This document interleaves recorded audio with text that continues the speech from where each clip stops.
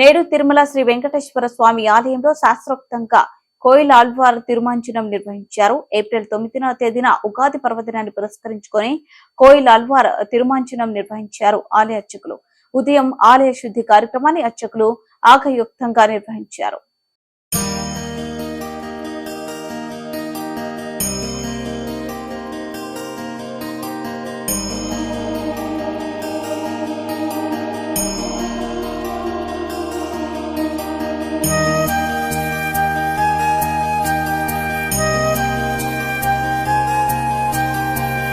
పవిత్రమైన కోయిల్ ఆళ్వార్ తిరుమంజనం ప్రతి సంవత్సరానికి 4 సార్లు తిరుమల ఆలయంలో జరుగుతుంది.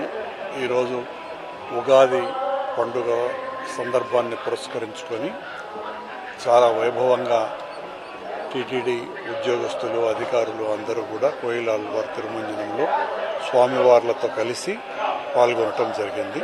ఇందులో మేము పాల్గొనటం చాలా ఆనందదాయకంగాను, భగవంతుడి కృపగాను భావిస్తున్నాం.